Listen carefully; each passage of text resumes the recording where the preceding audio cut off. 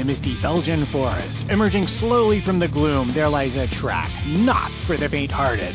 Hi, and thanks for joining us for the opening round of the Missed Apex Formula 3 Challenge as we brave all the weathers to visit one of the world's most storied venues, Spa-Francorchamp. The hills are alive with the sounds of motorsports as our drivers are challenged by a faster car, outrageous turns, and a monster grid that will demand total commitment. To get us underway today, please give a warm welcome to your commentators, Chris Stevens and Chris Catman Turner. Produced by Missed Apex, administrated by Richard Molden and Sam Watley, and broadcasted by Steve Amy. This is the brand new Missed Apex iRacing F3 Cup.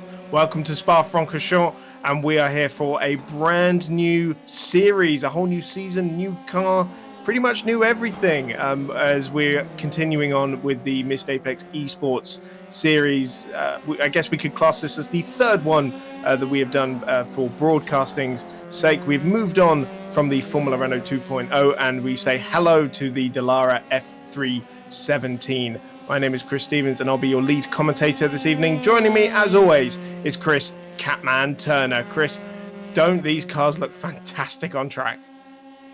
They're stunning, and they sound fantastic too, Chris. I think things just got serious for this season. Absolutely. So we have about 60 entries tonight, which is maybe about 15 more than what we would get on a particularly busy night in the Formula Renault Challenge last season. It's going to be a packed grid. It's going to be amazing. Luckily, we've chosen some excellent circuits to be able to cram those cars in on, Chris.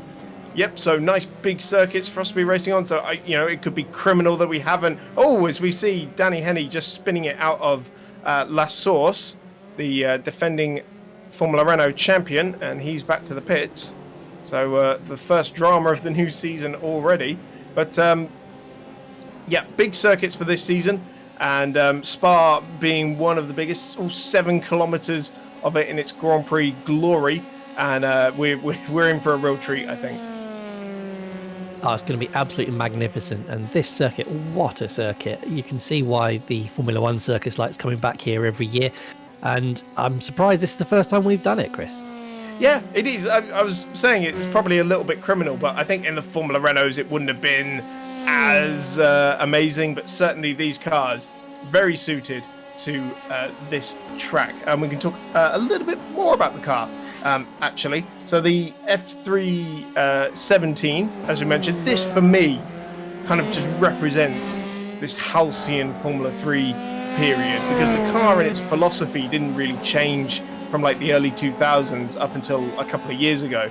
Just lightweight, barely any downforce, skitty little thing, and you slide the wheels off it for a hot lap. And it is so responsive as well, Chris. I know that we've been practicing during the week. We've had a bit of a dabble, each of us, and the car is just so much more responsive. It turns in nicely, and it generates so much downforce. And that engine is an absolute monster. And unlike the Formula Renault, this car loves sliding. You can really get the back end out and save it. Whereas if you did that in the Formula Renault, you were pretty much dead. And I've just done my first season of iRacing officials with the Formula 3, and I can already tell you it's just such an amazing car, and I think we're in for just a great show. I think it's going to look fantastic on the stream, and if you are joining us for the live stream on the Missed Apex Motorsport YouTube channel, hello, thank you for joining us. Welcome to a brand new era for Missed Apex esports history. And we're really excited to get going. We've got all the familiar names back up there. Danny Henney, the defending champion, as you'll see, race winners from last season. Brad Philpott has rejoined for this race. We'll see if he does any more during the rest of the season as well. Henney again made the exact same mistake out of La Source. I hope he doesn't do that in qualifying, which is coming up in about 16 minutes time. And you know what, Chris? That is one thing that I'm actually really looking forward to. These cars, you say they like a good slide, but once you get over that limit, you end up in the wall around here. And these cars do not like taking damage well. So one mistake and these guys are out of it. So it's not something that is to be shooed at. Yeah, I'm glad you mentioned damage because we have the new damage model from iRacing. So the crashes are going to look even more spectacular than they did before, which is going to be great for you viewers.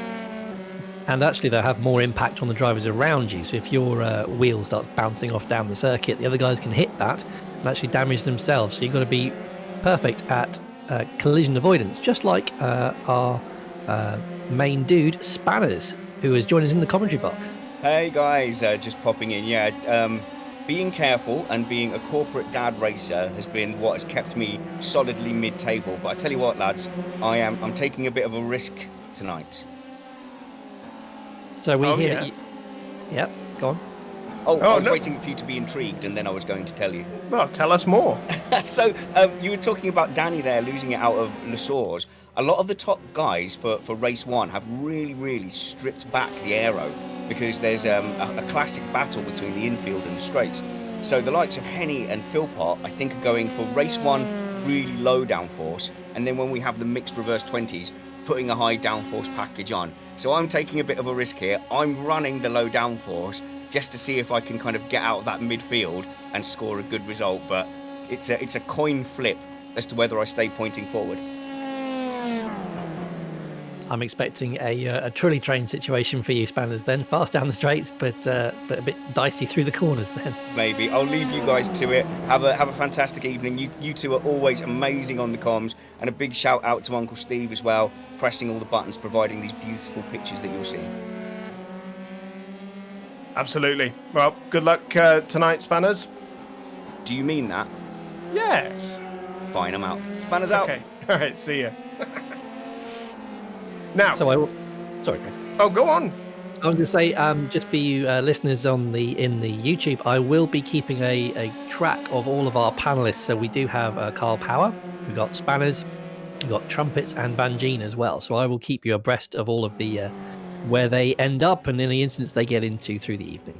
Yeah, Kyle was very much the dominant panelist last season, but Alex has been quite quick in this car, and of course we've got Brad to contend with as well. So Kyle's going to fight for those top dog honours. Now, if you're listening to this broadcast, or you do some iRacing, and you want to find a way to kind of shave a few tenths off of your lap time, the Missed Apex now does an iRacing podcast where we get people like Brad Philpott to come in and we utilize his vast experience. He races in the VCO Formula 3 Championship where they have F1 drivers and all sorts of GT stars, you know, the biggest names of motorsport competing against each other in iRacing, and he's currently 10th out of those top star runners. He represented Great Britain in the VCO Cup of Nations as well, and Williams esports team as well in the digital NLS series. So he knows what he's talking about, and we definitely lean on him for a little bit of advice now and then. So let's take a little look at the kind of stuff you can expect to see in our new iRacing podcast. Okay, so let's get into a bit of braking technique then. The comment came in from Connor, who races with us in the Missed Apex Swarm. Hello, Connor. He says it's counterintuitive as well in the F3 that you can brake less as it slows. I'm assuming he means deliberately brake less, like trail braking. So we'll get into trail braking. I think that's kind of a bit second stage. I want to nail that hard braking zone into like just a normal corner. There's nothing super fancy going on. Let's say it's the big hairpin at the Nürburgring. So, you know, the one that, you go downhill and then you go 180 degrees and then you go back uphill and sweep left flat out. So we're approaching that hairpin and I want to take just a bunch of speed off because it's a hairpin.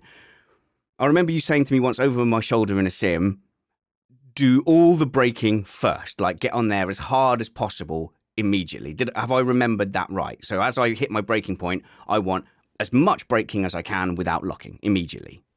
Yes, and I actually think what Connor was alluding to there is the fact that the F3 car has a lot of downforce, so you can brake really hard the faster you're going, but as the speed is bleeding away, as you are slowing the car down, the downforce is reducing, so the amount of pressure you can apply to the brakes has to also reduce. If you tried to maintain that maximum braking all the way through the braking zone, as the downforce bled away, you then end up locking up the closer you got to the corner. Even though you hadn't increased the pressure, you've got less downforce, so the tyre can lock more easily. So I think that's probably what we're pointing to. That point of locking that we were talking about isn't just a consistent amount of pressure, isn't a consistent place on the potentiometer. It's changing as we're braking. Okay, well, this got complicated.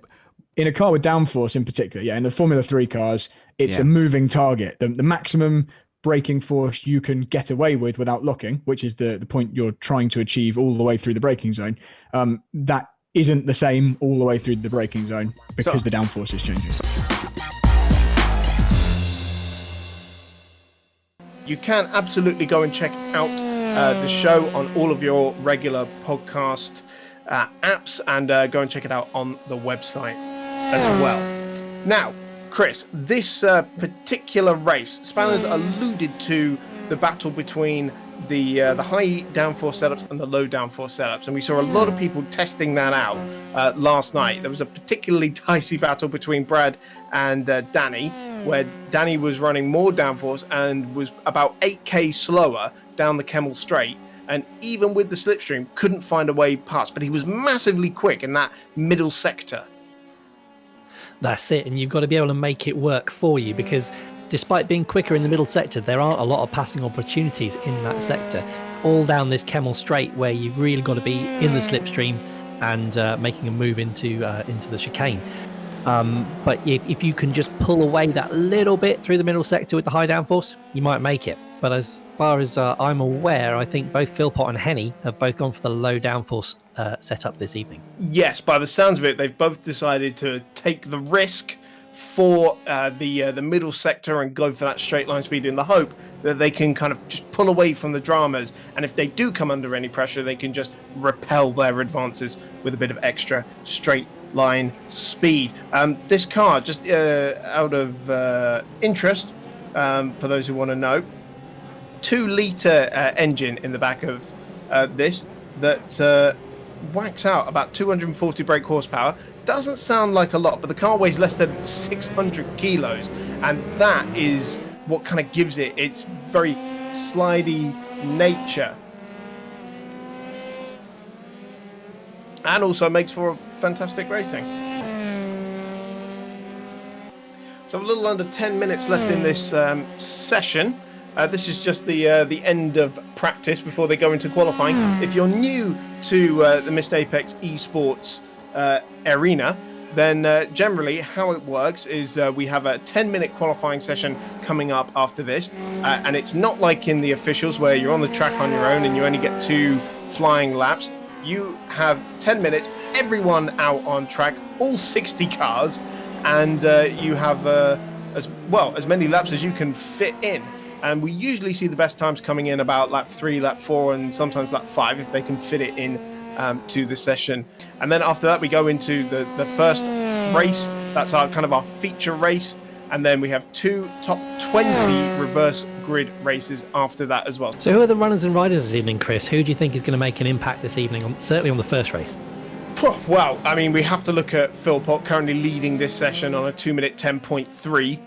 The defending Formula Renault champion, Danny Henny, is in second place at the moment, a 10th behind them. Gregory Leader, who was he was a gold driver, very much up there in the gold driver standings and fighting for the occasional podium. He's currently 3rd fastest and has been really showing a good turn of pace so far this week. So he could be the dark horse we need to look out for.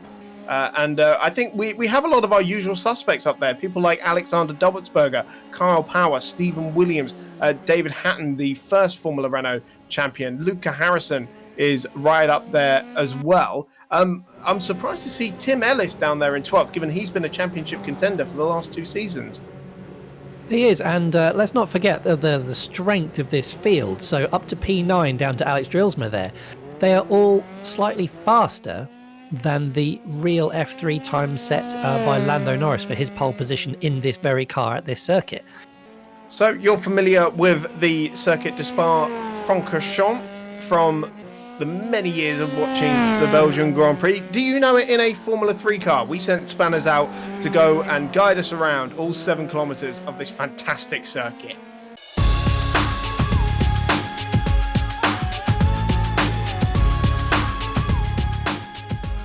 Hi guys, Spanners here with my least pedestrian hot lap ever. That's gotta count for something. It's 4.35 miles of Spa-Francorchamp. It's the Grand Prix circuit. It's the same layout that F1 cars use, and we've moved to the Formula 3. This is proper stuff. It's high speed. So much of this track is full throttle. The lap times are going to be insanely close. There's nothing to pick between people. It's going to come down to racing skill, but you need that core lap time to get you in the mix. Let's see if I've got it as we cross the line. At turn 1, Lassour's pick the 100-meter board to brake and go right down into that concrete wall to gain the most lap time. On the exit, you can really gain time if you go wide, but it's slippery out there and you get a 1x. You've only got 16 in the race before you get a stop and go penalty. Flat out through Eau Rouge, but borrow a little bit of curb as you come up over Radion and towards the Kemmel Straight. This is quite a long straight. There's not a lot happening on a hot lap. Good for racing. In the racy bit, it's good. Anyone know any jokes? No, we've got no time because Lecombe is approaching. Ease the braking on as we get to the apex. Stay right, sacrifice all the speed on the left so that we can go nearly flat towards the hairpin. It's a good opportunity to have a little dive bomb here, but on your own, brake as the curbs start and then be patient. Down to second gear, wait. That's a danger curb, stay off it. Approach No Name, drop 1 gear, borrow some of the runoff if you're feeling cheeky, but it will cost you a 1x. Who on now? A little bit of braking, go down 1 gear. Now it's all about when do you get back on the power. If you didn't get on the curbs and nearly run out of room, like I didn't there, you didn't use enough. This complex is absolutely fascinating. Down to 3rd gear, use as much of that inside concrete as you can and then get back on the power way before it feels comfortable and give up a little bit here at turn 15 for the right-hander so you can get a great run down towards Blanchimont.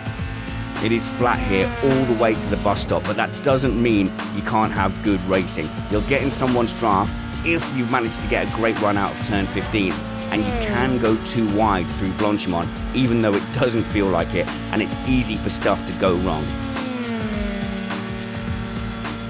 Now then, have you got a good run down to the bus stop? How close do you dare get to the curb? Get on those brakes, down to 1st gear, and because you're in 1st gear, you are in danger of spinning on the exit of the left-hander, which many people will. The big thing to look out for here is, are people exceeding track limits? Because you can very easily drop a wheel a few times a lap. It doesn't feel bad, but you can only do that 16 times before you get a stop and go. Good luck, everyone.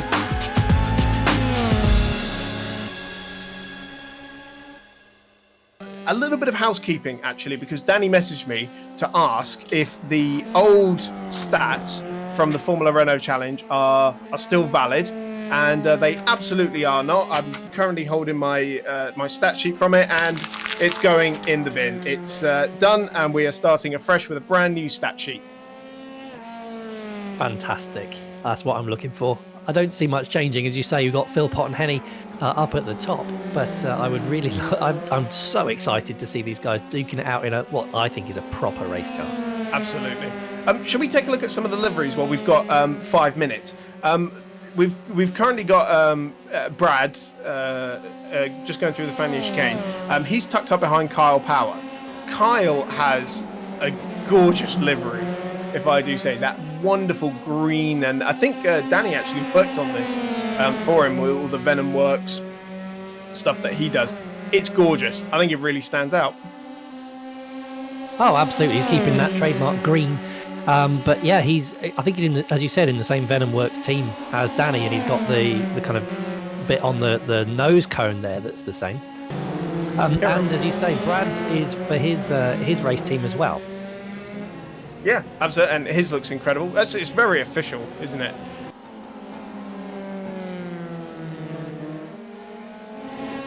We should look at David Hatton as well. Of course, his is very similar to his old one, but he's very much leaning into the monster energy, or as his is going to be called beast energy.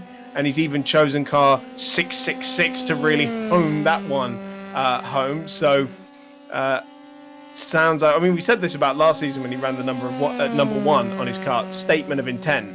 but it looks like he's going to try and get the top honours back.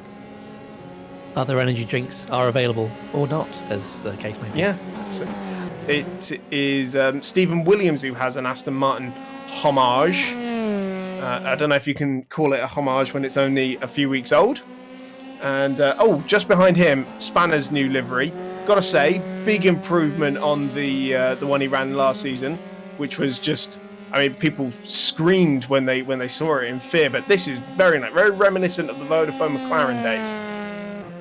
Yeah, it's beautiful. That harks back to the good old British, as you say, the McLaren with Jensen and Lewis there. They were good times, Chris. Absolutely.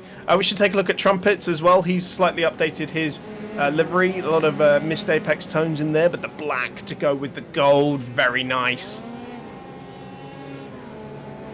Absolutely stunning. And then you move on to Alex Van Gien, who's doing a tribute to the new Alpine livery with his classic blue and red colours, with the Missed Apex on the front wing. That's a pretty good livery too, Chris. His is a great livery, yeah. They pulled out the stops for this one.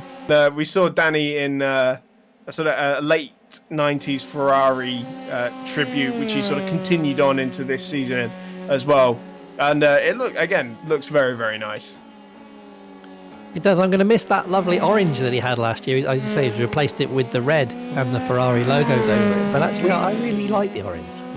And I got to say, Alexander Dovesberger, car number 21, he had one of my favourite Formula Renault liveries, which was the Ace of Spades, and it just looks even better on the Formula 3 car. Yep, my taste in liveries has been somewhat called out on the podcast recently. This is not one of my favourites, the Ace of Spades, I must say. Well, you have been a controversial figure of late on the show, and if you want to go and check that out, go to Missed Apex Podcast's YouTube channel or on the website, or download it on your podcatcher of choice. And in fact, on Sunday, we'll be reviewing pre-season testing, so you don't want to miss that. The season is so nearly here, but we're going to give you some racing tonight to just kind of tide you over a little bit. So, less than a minute left in this session, so it looks like Philpott's going to take the first, I don't want to say honours, but he's topped the first official session of the season. 2 minutes 10.3 and a tenth clear of Danny Henney. Good enough to do it in practice. Now is when it counts, as we see the flurry of cars coming out of the pits. Isn't that a fantastic sight? And it's it's Molden who's led the field out ahead of Van Gien and Luca Harrison. I can't wait to see all 60 of them flying up Eau Rouge at the same time during the start of the race in about 15 minutes time. So you've got Henny and Kyle Power out together. Those two will be relatively near the front, but it's all about trying to find that space, Chris. Van Gien's dropped it at Les Combes. That's not the start he needs to this session. He's trying to get past Richard Molden and just dropped it on the outside. Now, what does he do at this point? Does he go back to the pits and restart, or does he kind of drop behind the field? He's got to just keep going. Yeah. Got to just keep going, because every lap's going to count, and especially because this is such a long circuit as well. Molden's now dropped it out, and he will have to go back to the pits because he's damaged pretty much all four corners of his car there. Bit of squabbling for track position going on. I wonder if people are fighting for a slipstream. I mean, they probably are, and that's bound to happen. With Sector 1 and Sector 3, very top speed dependent. But of course, it's not really going to matter. The first couple of laps, they're not going to be your best, as we say, because it takes a few laps for the tyres to get up to the operating window. So, it does look more like a race at the moment. Very, very Monza-esque situation we got developing. As we have seen in previous sessions, though, Chris, these initial laps can make a big difference, particularly if you're under pressure towards the end of the session, you haven't got that banker in. You could end up a long way down the field if you don't get a decent lap time in. And this circuit, it's a long one. It's got a lot of very technical corners, so it is quite an error generator. This circuit. I do have to look back to when Henny was awesome at the last round of last season at Interlagos, where he got his first lap in. and nobody else could touch it. And despite him making mistakes on pretty much all his other laps, no one managed to beat that first time, even though the car was probably well out of its operating window. So I wonder if he can pull something out the bag like that again tonight. He's on his first flying lap at the moment, just coming up a Rouge. Absolutely flat out in one of these cars. That's Luca Harrison just ahead of him on track. So he's kind of leading the queue, and then we've got Kyle Power just behind them as well. Still warming up his tyres, actually. He's weaving down the Kemmel Straight. Down into the Lecombe chicane for Danny Henney. And through Malmedy. Now, track limits, that's something we're going to have to watch out for, because I don't know about you, Chris, but when I'm driving this circuit, this seems to be one of the biggest headaches for track limits, because you can get them so innocently, not out of this no-name left-hander where you can really abuse the track, but certainly at a lot of other corners, it's very easy to get a 1x for an off-track. It is, and this season that does make a big difference, Chris. Unlike last year, this year you can get disqualified. Oh well, you can get stop-go penalties. Yep, if you get 16 X's, you will be given a drive-through penalty. Through this Fagnes chicane. Again, that's another spot where it's easy to pick one up. And Danny said to me, the only one that really makes a difference is this one here, out of Stavolo. So that was right on the cusp as he had his right-hand wheels right up to the white line. But of course, because you're flat out through Curve Porfray and all the way up the hill now towards the bus stop, gaining an extra couple of centimetres of track just lets you get on the power a little bit earlier and carry all that speed for a good third of the lap. And this is where you can really just undo and throw away a very good lap by braking too deep. And that's exactly what Danny's done. A little bit of a slide, and he's tight into the left-hander. So it's going to ruin his run down this front straight as well. Although it's quite short, so it shouldn't make too much of a difference. It's a 2-minute 12.0. That's the first time on the board. And Kyle Power slots in 3/10 behind him.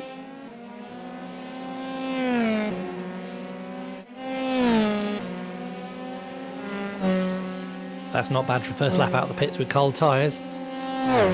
No, absolutely not. We're expecting to see the ultimate pace should be mid 210s.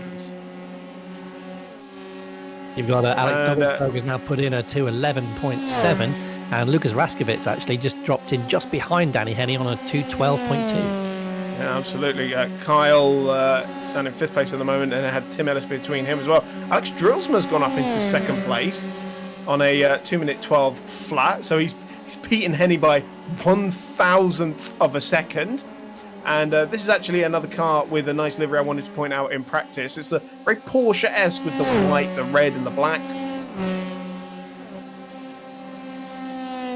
It is, and we've got Spanners up in P9, although he's 1.3 seconds adrift of the top time so far, but that is a good start for him.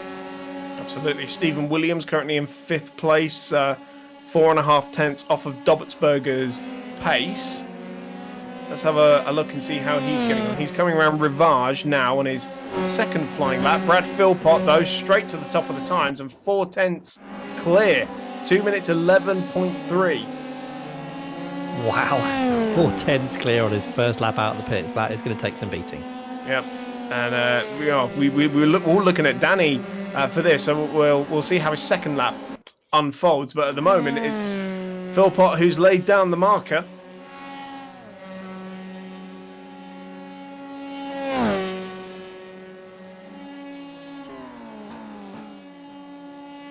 Dobbelsberger just coming out of Stavolo corner now and winding his way onto the back straight. I've got to say, most of the cars are in a bit of traffic.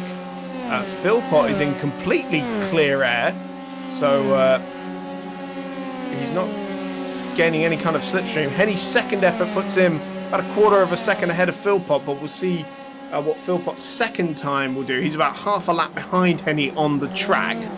So it sounds like he waited a while for the pack to go through. Jelle Ooms has jumped up into 3rd place. And Ooms is not a name that we've heard in Missed Apex Motorsport for a while. He was quite prominent in the first season of the Formula Renault Challenge. We didn't see a lot of him last season. But at the moment, he hasn't seemed to have lost any of the magic fourth place at the moment. Yeah, closely followed by Luca Harrison as well in fifth place with a 2:11. And Danny Henney has just blitzed the time screens with a 2:11.1. And David Hatton as well. Yeah, Hatton in second place, less than 2/10 behind them. So it looks like he waited to set a good time as well. Only 2 minutes left in this session, so probably only one lap left after this one for a lot of these guys. David Hatton is definitely a big event man, isn't he? You know, he seems to be, he almost sandbags or just brings his total A game to the final qualifying session and puts himself right in the mix. Top 10 at the moment is currently split by 7/10 of a second, and that's Brian Boomsma in 10th place, who's rearing that guard. Kyle Power lagging behind a little bit in 16th place on a 2:12.3. He's got a bit of work to do. Philpott's second effort was a 2:11.2, so still a 10th and a half behind Henney. And he's about to put his third lap in. He's just coming up towards the bus stop chicane now, and we'll get one more go at it before the checkered flag.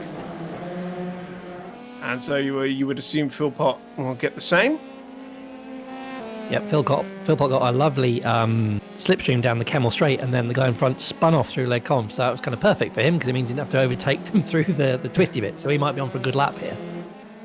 Henney lowers the benchmark 2-minute 10.8 and is now 3.5 clear of Luca Harrison, who's just gone into second place. It's all jumbling around at the moment, isn't it? I suppose it depends on where you are on track and who's giving you a cheeky slipstream. Final 30 seconds left on the clock. We'll just make sure. Actually, I don't think Philpott is going to get another lap in. This is going to be his last effort. He may have mistimed this because he's going to get one lap less than Henney. He's just coming out of Curve Paul Frere now with 15 seconds left on the clock. I think he's going to make it. Yep, he won't make it to the start line, so this is his final attempt. It's been a relatively clean lap. I've been riding on board with him. And to say he got that slipstream, so this could be the one, but he's got to improve by nearly a half a second to be able to get on that pole position. So we are down to the checkered flag and the last few times coming in as Philpott comes out of the final corner. This is his last attempt. Is it enough to get onto provisional pole? It is! Oh, by half a tenth of a second. So now all eyes on Danny Henney. Keep an eye on Luca Harrison as well, because if that's the car in front of it, Danny, he's getting a great slipstream, I think, from the car in front of him. So he might be able to snatch something in the dying moments of qualifying. They both clear the slower car there. And Henney has caught up to Luke. Oh no, Luke has dropped it! And that he's collected Henney. Henney will not be on pole position for this race. Kyle Power has to avoid the drama as well. And all that means Bradley Philpott is on pole position. Danny did actually say to me earlier, I probably don't want to be on pole position. Maybe second or third will be best because of the long run out of La Source down the Kemmel Straight.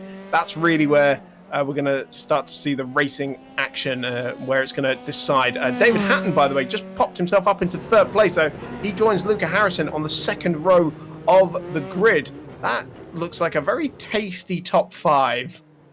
It does. And hopefully we're joined in the commentary booth by pole sitter Brad Philpott. Brad, what do you make of what Danny said about the pole position? How important do you think it is today? Hey guys, I wasn't expecting to get to speak to you. This is cool. Yeah, you're right. You don't really want to be at the front going down the Kemmel Straight, but there's no guarantee that I will be. So at least when you're on pole, you can kind of dictate who comes past you and who doesn't if you're leading after turn one.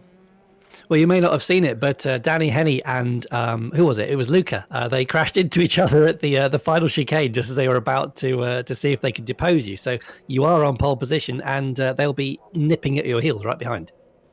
Yeah, I was not expecting a pole after I mistimed that qualifying session, but yeah, I'm happy that with one lap less, I still managed to do it. But I was watching with interest how Danny was getting on with Luca with the slipstream. But yeah, happy to start the season here.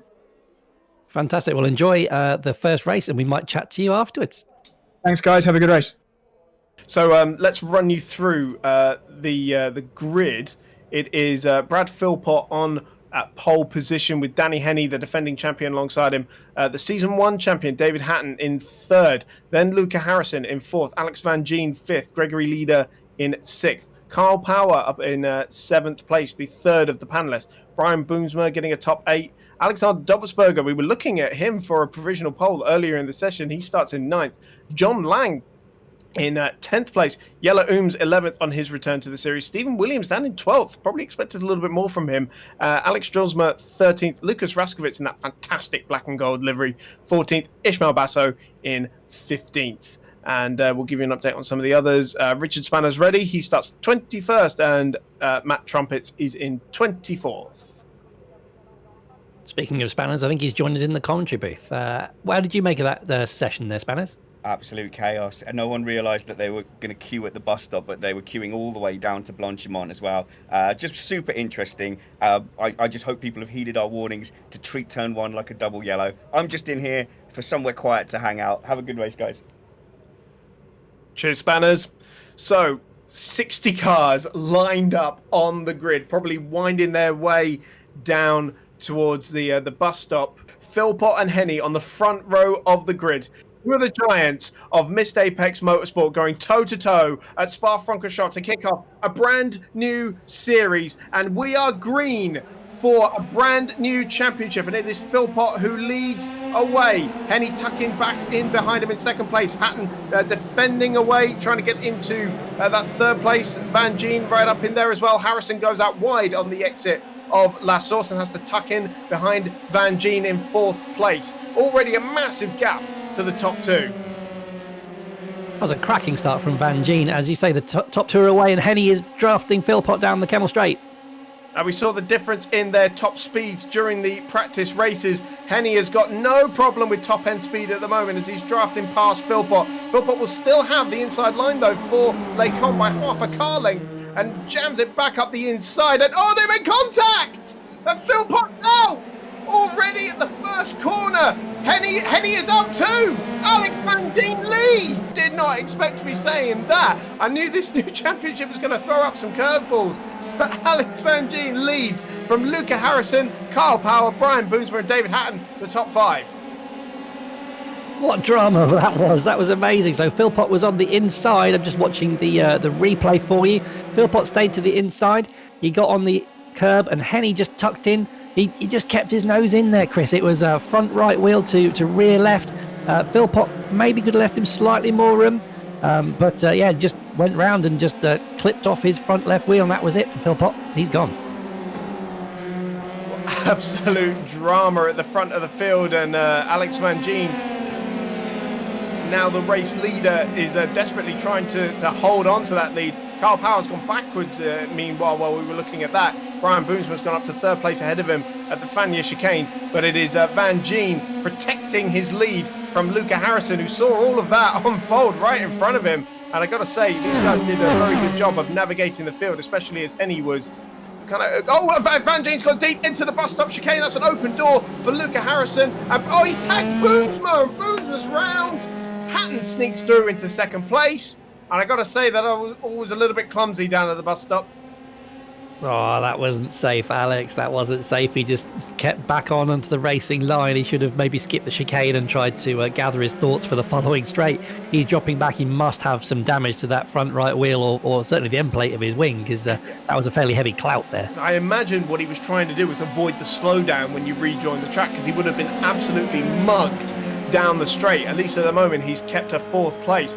So Luca Harrison, taking absolute advantage of that, is now 1.6 seconds clear of David Hatton, who in turn has got a nice handy gap over Carl Power, who's moving into 3rd place. Look at John Lang getting up there on the inside as well. He's in that purple and I guess cyan car.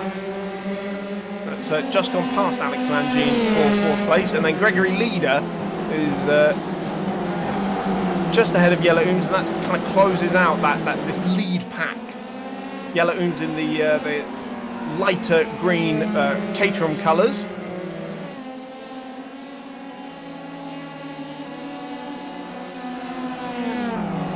Harrison's got a good lead now, and the more these guys squabble, the better it's going to be for him. He's going to be able to just pull that out. We'll see if David Hatton can start to reel that back in. Yeah. Although their pace in practice has been fairly similar, so I think if he's got a bit of a gap. Sorry, Chris. Van Geen's gone off again. He was having a look at the inside of John Lang into the Fanier chicane. Got the braking all wrong. The rear end was twitching away, and he's lost even more places. Down in 9th now. And Lang getting a little bit of side-by-side again, this time with Gregory Leader. He's also got a new livery. It's the chrome, green and silver. Tucking in behind them. This is all going on for 4th place at the moment. Through Blanchimont, no hint of a lift. But it's Ooms looking around the outside and Leader looking around the outside as well. And just a short way behind them, I'll give you an update on some of the panelists. So we've got Trumpets, who's giving Rich Molden, another one of our organisers, a really hard time there. Now they're coming down the start-finish straight as well for 14th and 15th place. Is he going to have a look into the source? No, he thinks better of it. But that is a great performance here from Trumpets. He could, if he stays roughly there, he could find himself in a great situation for the second race. Lap 3 of 9 then. And I've got to say that gap up at the front of the field has sort of remained. It's 1.6 seconds. And David actually has got to be careful of car power behind them. But just behind them, John Lang battling away once again with Leader and Ooms. It looks like Ooms could be the one to make a move around the outside this time as Leader's boxed in.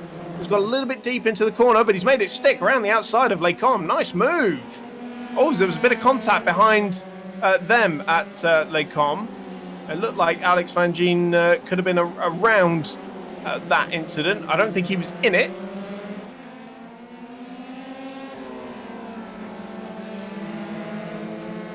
I can bring Spanners into the commentary booth because he looks to be all by himself down at the back of the field. What happened to you, Spanners? Oh, well, we really drilled home to people that if you have an off track, you've got to just wait and not have an unsafe rejoin. I got punted by an unsafe rejoiner, and as you can tell, I'm fine because there was enough people in the pits to have a little mini race with, but apparently collisions in the pit lane are a thing now, and someone wiped me out just as I was leaving the pit box. But it means that for the next race, I've got a nice, fun fight back from the bus stop. Yeah, good luck for that second race, Spanners. I'll let you carry on your lonesome out there. I'm fine. Quite surprising to hear about the pit lane collisions, because I've certainly never had that. Once you're in the pit lane, anyway, I've had it when you're racing for position going into the pits. Now, this battle for 4th place is not letting up, and Ooms is about to make another move. Lang defending as they go towards the bus stop chicane, and Ooms thinks better of it. Around the outside, and Leader will try and find a way back through as well, and reclaim the position he lost earlier this lap. Top 3 pulling away. Fastest lap of the race from David Hatton. He has closed that gap by 0.2 of a second. We're a third of the way through this race now. It's going to be a matter of Luca making a mistake, I think. So if David can put some pressure on the young teenage racer, and I do mean teenage, I think he's still 14 years old, and he does impress us really with his driving amongst much more mature and experienced competitors. Looking back to 4th place again, side by side once again, Lang and Ooms about to do the dance down the Kemmel Straight, and once again Lang positioning his car beautifully. And can Ooms make it around the outside again of Lecombe? He did this a lap ago. He can't make it work this time, though. And that's brought Leader right in because they managed to slow each other up. Leader's going to go to the outside, see if he can sneak somewhere through. Yeah, Lang didn't have a great run out of Malmedy, and he's had to leave the door open. Oh, they do make contact! And that's put Lang round and Ooms out of contention. Gregory Leader says, thank you very much. I'm in 4th place. And Lang has, he's lost his front right corner, so he is out of contention. He'll have to tow back to the pits.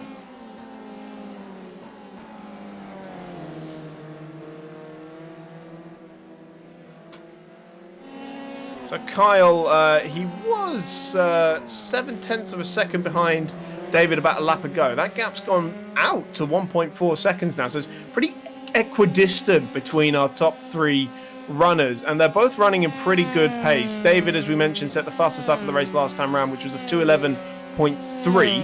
That was versus Luca on a 2:11.6. He was the slowest of the trio because Carl was a 10th quicker as well. So fascinating to see how that is going to play out later on. The closest battle on track at the moment is Alex Van Gien defending heavily from Ed Shelley down into the final corner, and also now attacking Andy Flagg as well. Yeah, absolutely. So Van Gien's not short on entertainment tonight. He's never short on entertainment, is he? Well, yeah, I think he records these races as well, and you can watch him on his YouTube channel after the stream. Van Gien blinking in and out a little bit there. Apologies for that, but Flagg was very impressive last season in Formula Renault Challenge, and I've been really excited to see how he carries over into the Formula 3. And he is a very quick driver, and he's proving that absolutely at the moment. He can't miss his livery either, so he's made a bit of a mistake coming up at Eau Rouge, and that has given Van Gien the run. Yeah, absolutely, straight through, and now he's got to not let Flagg back through because he's tucked back into the slipstream. Although I think he's got it covered. Is that Van Gien? I didn't quite see the top speeds, but it could well be that Van Gien is running a lower downforce setting than Flagg, and that's why he was able to breeze past him so easily.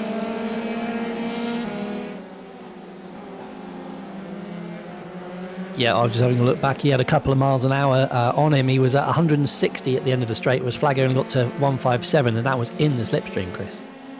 Oh, okay, so definitely a bit of difference in top-end performance there. You'd hopefully then see Flagg manage to keep it really nailed through the middle sector, as we were saying earlier on, and maybe have a go at him into the bus stop next time round. Could well be. He'll have to, get the run through this chicane at Fagnier and then the run out of Stavelot, but even then, he's not quicker in a straight line than Van Gien. That's the real difficulty that you got to face with the higher downforce package. I gotta say, there's a nice train developing behind him. Shelley a few tenths back, Ellis just in the back of this queue as well. Lucas Raskovitz in 9th place, 2 seconds behind them, and Richard Molden is in 10th place at the moment. He's doing a fine job out there. He is, and it looks like Trumpets, who was having a battle with him, seems to have dropped it somewhere. I might see if we can try and get any information out of him. Van Gien once again has gone deep into the bus stop chicanes, put Flagg right back on his tail. Nothing he can do about it down the front straight, though, and we'll see what kind of run he gets out of La Source and through Eau Rouge. Got to try and get the overhaul on him, really, because we know Alex is quick in a straight line. Flying up Eau Rouge, no less impressive in one of these cars. And he is tucked right into that slipstream, so we'll see what the top speed performance is. Pretty level pegging, and he's not able to close in, really. In fact, Van Gien's still got 6k on him down that straight, and that was with Flagg having the slipstream. Yeah, that's the power of the low downforce setup. Even with a great run on him, he still wasn't able to make any indent on him down the straight. That's a pretty awesome weapon Van Gien's got in his arsenal there. So this is the part of the circuit where Andy is going to be quicker. He is closer to Alex this time round. He's going to have to get inventive and try and overtake him somewhere else that isn't down one of those long straights. Yeah, I think Fagnier is probably the best shot. Overtaking into Rivage can be pretty tricky, and overtaking into Pouhon can be suicidal. So probably the Fagnier chicane is where we're going to be looking for that move, but he hasn't made it on this occasion. So he's probably going to have to sit back once again, hope Alex goes deep into the bus stop again, maybe, and pick up the pieces.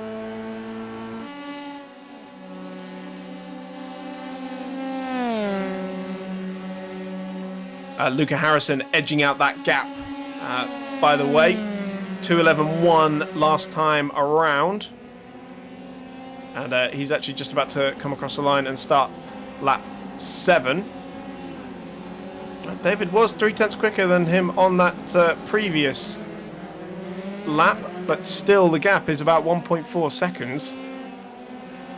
And Kyle managed to match Hatton on that particular occasion. So, yeah, nothing doing up at the front at the moment, which is just really interesting. I expected there to be a bit more ebb and flow, but certainly they're pushing each other to the limit, aren't they? They are, and they've kept those gaps pretty level pegging, I think. One who's surprising for me is Alex Dobbitsberger, who's dropped down to 22nd. He's actually having a bit of a battle with Trumpets at the moment. Him and his Ace of Spades livery has dropped right back down the field again. Comment in the chat room says, I put the commentator's curse on Alex Van Gien when I said he was first and now running in 5th place. Well, it could be true. Do get your comments in. We do enjoy reading them during the stream. Now, see the gap that Van Gien has pulled on Flag just by going down the Kemmel Straight in his extra speed. That's the advantage you get with the low downforce package. Yep, and Flag's actually got to look out behind him now. I think Van Gien's managed to break it a little bit, and he's got Ed Shelley just behind with that Marmite livery. I love it personally. And then you've got Tim Ellis in that Jaguar livery just behind as well. So he's going to come under a bit of pressure in the next couple of laps. And we've got a bit of lap traffic to contend with as well now. Hopefully they can navigate it safely. Yep, he's just pulled clean off the track. Probably the wise decision. Now you see, Flag was a second behind Van Gien going into Rivage Corner, and he's halved that gap coming out of Stavelot. This ebb and flow between these two setups is just fascinating. It is, but just sorry to jump in there, Chris. David Hatton has halved the gap in front of him, and I think it's Spanners they were just trying to navigate there. So he's getting very close, and is actually well within the slipstream now, going to go into the first part of the lap, so this could get dicey. Harrison didn't have a fantastic run. He lost another 0.2 to Hatton just coming out of that final chicane. So 2 laps to go and only half a second between Harrison at the front and David Hatton in 2nd place. This could be a bit of a showdown finale to the first race of the iRacing F3 Cup. Up Eau Rouge. Now, we haven't had a chance to compare these guys' top speeds, and it looks like... Well, Hatton has the slipstream, so you'd expect him to be quicker, and he currently is by about 5 or 6 Ks. So he is closing that one down. He's right with him now as they go into Lake Com. Let's see how they compare in the middle sector as well. Luca looks like he's struggling a little bit, actually. Was just wagging his tail a little bit in the middle of the Lake Com chicane. I can't see any damage on his car, but he was navigating back markers, so maybe he's cooked his tyres going round somebody. But this is setting up for a final lap battle here, Chris. Yeah, absolutely. And he's gone very, very wide. Now, I think that will get you a 1X going out that wide at the no-name left-hander. And he's gone wide again in Pouon. That's going to be another X. So maybe he's just pushing his luck now to try and open up the gap to Hatton. And he has done so by a couple of tenths of a second. So I've heard about the top guys using strategic 1Xs. Just so that, I need to protect my place, so I'll run a little bit wide out of Stavelot. That's exactly what they've both done just then. Oh, he was so close to dipping a wheel into the gravel there. There was millimetres in that, but that has given him that little bit of a gap. As you say, I think David and him are running very similar downforce levels, so in the slipstream he'll probably have a couple of miles an hour on him. But this is coming into the final lap, Chris, into the bus stop chicane. He's hauling him in a little bit by 1/10, 2/10 down this straight. Is he going to be close enough? No, not into the bus stop. So it's going to come down to the final lap. Young Luca Harrison defending for all his worth against the inaugural Formula Renault Challenge champion, and all of his experience in karting and in iRacing. He's looking towards the inside, trying to throw Luca off a little bit, but that's not going to work on him. He's really backed him up at La Source, didn't he? It was almost went into the back of him, but I don't think it's worked for him because Hatton's right with him. I think he's probably backing out of the throttle so he doesn't overtake him before Eau Rouge. Yeah, climbing up the hill. Parking on the apex there was a mistake because Hatton is right underneath his rear wing there. He's probably going to be able to... Where's he going to go? To the outside, Chris? This is the moment. Luca's covering the inside. Hatton thought about trying to squeeze through a gap that wasn't quite there. And Hatton is on the outside towards Lake Com. We've seen people been able to make that move work. Can Hatton make it work? He breaks deep and goes around the outside and claims the lead on the final lap. Has Luca Harrison got any kind of a rebuttal for him? He's got a good run out of Malmedy. Is Hatton going to be able to close the door by the time they get down to Rivage? He's looking towards the inside. Hatton's going to have to leave him some space. It was very squirrely under braking, and they're still side by side on the exit of the corner. Hatton has got the line into this no-lane left-hander. and he just pushes Harrison out wide. He's overtaking him off the track. Oh, I wonder how that's going to go down in race control. That is a little bit controversial. He was give him some credit for really sticking it to him there, but he's got to hold on for it to matter. I wonder if Hatton wants to be the car behind, because there's another great slipstreaming opportunity coming up out of Stavolo. It's going to come down to the bus stop chicane, I think, this one. So Harrison has just a fraction over Hatton at the moment. Oh, Hatton's gone through the gravel, just dipped 2 wheels off the track. They were both absolutely pushing it. I don't think he's lost too much momentum, though. This is it. This is the final moment. 1 braking zone to go. And we know Hatton is no stranger to brave overtakes. Is he about to put one on here around the outside of Blanchimont? He's thinking about it. He's trying to make it work. Up on the curb. That's going to give him the inside line for this bus stop chicane. This could be the crucial moment. Braking down the inside. Harrison tries to brave it out. He has got the line. Is he just going to shove Hatton out? They both spin! Power's going to win! Power coming through for the win! I don't believe it! I don't believe it! Power takes it! Kyle Power takes the first F3 win! Hatton gets second. Gregory Leader third. Harrison comes home. I don't believe it, Chris. That was incredible. Kyle, how did that look from your viewpoint? Pretty amazing, to be honest. To say, I'm running really low downforce, so I really struggle in the middle sector. So I saw them fight. Again, it's a bit like my win at Silverstone. I've just had it handed to me. Again, I'm quite a lucky chap, I guess. But yeah, they just spun in unison. I have to say, I'll give them a 5.9 for style for both of them. It was nice synchronization in the spinning. And yeah, the seas parted and I just cruised on through. They did. You had to go through the tyre smoke, though. I bet that was a little bit hairy for you, Kyle. Yes, it was, but luckily I could see their cars either side, and the way they were spinning, it just looked like the gap. It was it was almost biblical how the seas opened for me there. Perfect. So currently you are the championship leader. Well, did not expect that. Very fortunate, and I'll assure you it won't last for long. Excellent. Have fun in race 2. I knew this was going to be a good race. How many leaders lost out in the end? We had about 6 different leaders in that race. That's not even to mention the first lap drama between Philpott and Henny. What an incredible race. I think we could do with a break after that one, Chris.